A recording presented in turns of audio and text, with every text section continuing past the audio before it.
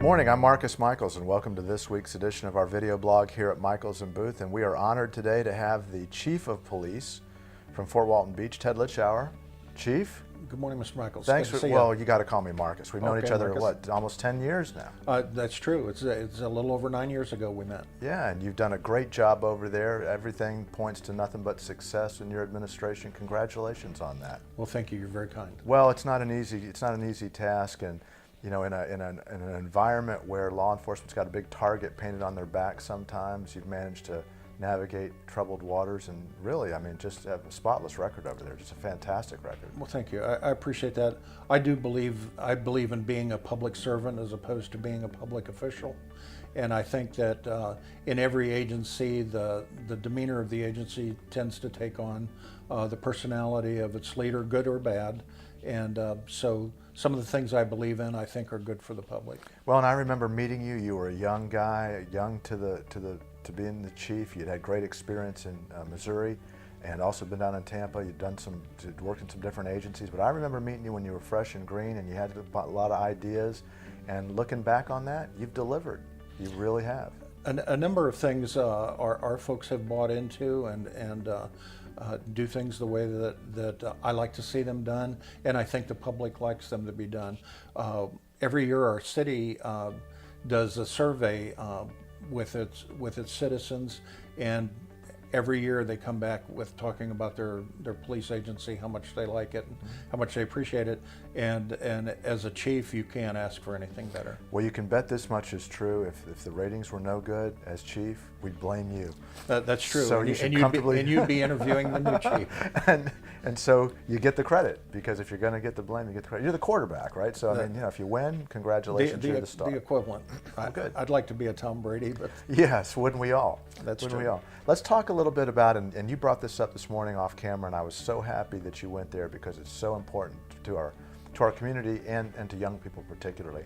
I've got a young 16-year-old driver-to-be. She's not quite jumping in with both feet, but I went through it with my two older sons. And let's talk about texting and driving. It's the real deal. It's a real threat. It's not a big hype. It's not a fancy slogan. It's a real threat to people, isn't it? It absolutely is. First of all, it is a secondary offense, which means that you can't be stopped just for doing that. But chances are, unfortunately, that if you are texting while you're driving, you're going to commit some other offense, and we get that. There are some technical difficulties in enforcing that, and as a secondary offense, it doesn't get as much attention as it should in the enforcement area. For example, in the first year that the law existed, there were like 1,800 texting citations statewide. At the same time, there were almost 12,000 for dim taillights. If that gives you a comparison, yeah.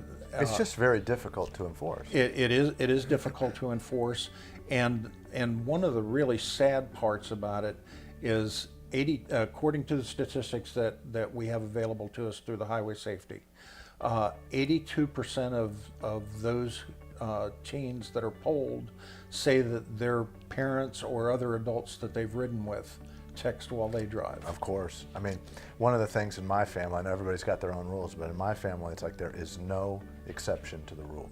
And the parents get called on it. The kids are told to jump on the parents, and we just don't do it. Just put it down, just do not do it. That's the only way. It's like cold turkey and quitting smoking. I mean, it's like you just cannot operate your telephone while you're driving your car. You can't do it. That's right. I agree with you, and I admire you for doing that. And that is where you'll have the greatest success. When you make it situational, that sometimes it's okay and sometimes it's not. There's so much discretion used that it's always the right time to do it when you need to. Mm-hmm. And if your rule is that you don't do it at all, it makes it much easier. And communications, you know, this is the age of communication, particularly among young folks, and you know, they want to be in constant contact. But where you move from place to place, you're only a few minutes from being able to answer that safely. Or if it's an emergency, pull over, pull into a convenience store or some other parking lot and carry out your emergency text. You know, if you know the basic things, I believe I saw you say this in one of your video presentations on TV, but it is a fact, even if I didn't. At the minimum, it takes to glance at a text takes 5 seconds. Mm-hmm. That's a minimum. Generally longer, because you're going to try to actually read it as opposed to glance at it. If you're traveling at 55 miles an hour, you go the length of a football field. That's right. And I thought that was an interesting statistic. So I did a little further research onto that. At 30 miles an hour, you go still 12 and a half car lengths. I don't know anybody that follows another car 12 and a half car lengths behind. Mm-hmm. So that means you're going to hit that car in front of you, Yeah. or likely to. And for every 5 miles an hour you go, you have 2.5 to 3 car lengths that you're closing in on every 5 miles an hour. So as the speed increases, it makes that distance greater.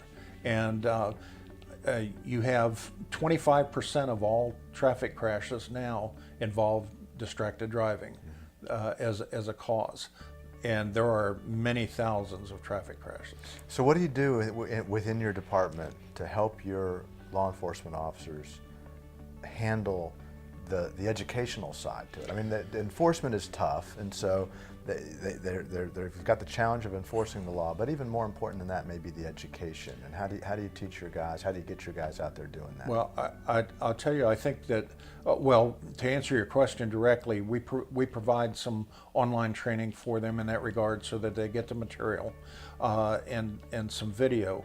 However, the real training they get from each other, because many of them have children, and they talk about that. Or we have worked, our officers have worked crashes involving other children who the same age as their own child, their own children, and they see what it's done, and when you go home, you go, we're not doing that anymore, and you'll adopt the Marcus version of this is there's no time that this is okay. And it's ever so important, again, to emphasize that parents shouldn't do that in front of their children. Mm-hmm. They shouldn't do it at all, of course. Right. But in front of their children, what they're telling them is, don't listen to what I say. That's my liability cover. It's okay, to do it. I just don't want to know about it, and that's not okay. So are you actually suggesting that the officers go home and they convey what they see, are you actually suggesting that cops are people too? That they actually have personal lives? Some are human beings. No kidding. Contrast. This is a revelation. I'm glad we had you by Contrast today. to what the media might lead you to believe, yes. Let's talk about that for a second. And you're such a good guy. You got such great perspective. I'd like to get your take on this. It does seem like the media has been cruelly unfair to law enforcement, and it just seems to me. I mean, it's easy if you're a law-abiding, person and you don't have a bump or two on your record. It's easy to say this, but it just looks like you guys are getting targeted. How do you handle what has to be an unfair perception from where you sit? Oh, well, a lot of things. One is it does make you more careful. I have to say it has that positive effect. Do you tell your guys, imagine that you're on camera? Yes, that has been drilled into everyone. You literally are. Yeah, if not media camera, almost everybody films with their cell phones nowadays. So you are on camera, or you could be at any given time. But you're right. The media, law enforcement and the media have always had an uneasy friendship because we respect, I think, the primary duties of each other. Law enforcement understands the right of the public to know things and public records laws and those kinds of things. And the media understands that we do some things that other people are not able to do for themselves, and we protect them in that regard. But then it goes into the uneasy parts where we're a nice big target because everyone has just a little resentment to authority. It's great for everybody else. I used to tell folks, if your neighbor has a loud party, you want the police to go over there and throw everybody out on the lawn, check them, make sure they're okay to drive, send them home, and shut that party down. If your neighbor calls you about a loud sound, well, the officer's supposed to come and say, there's something wrong with your neighbor, they're antisocial, and you know, just don't talk to them anymore. And it's almost like that. But right now, the media is really hard on law enforcement, suggesting that, at least inferring, if not suggesting, that law enforcement officers are really sinister at heart, and they cover what they really believe. And I'm here to tell you that I've taken an oath of office 4 times. I meant every word, every time, and all the people that I work with do too. And do they make mistakes sometimes? Yes. And we have a process for handling that. Well, that's a great point too. I think sometimes the standard that the public is seeking is unrealistic. I mean, we're talking about human beings put in stressful positions that may make mistakes. And when they make a mistake, it suddenly becomes the seed from which this grand conspiracy and this evil heart and this sinister motive comes from. And it's like, hey, you just push that guy's button. You know, I mean, it's a human being. He's a law enforcement officer. You pushed his button. Maybe he didn't respond quite the textbook way, but we're going to turn that into something that it's not. And right. I think that happens all too often. I agree, and I appreciate you saying that. Well, I'm just saying that so that I get out of the traffic ticket that I might get today. So I've got ulterior motives, clearly. Yeah. Contrary to popular belief, we don't have get-out-of-jail-free cards that we sell or anything like that. Oh man, I thought for sure I'd but we get could one. probably recommend a good attorney if you do get one. That's good. That's good advice. Well, listen, I want to thank you very much for coming by. You got a busy schedule. This was a tremendous pleasure to have you. Maybe we can get you to come back. We'll talk about some things over as issues develop. But join today, and we hope that everybody will support the sacrifice of time and energy that Chief Litschauer has brought today. As always, if you've got questions or comments, give us a call, send us an email, text us. We'll be happy to answer any questions that you've got. I'm Marcus Michaels here at Michaels & Booth on our video blog, and until next time, thanks for tuning in.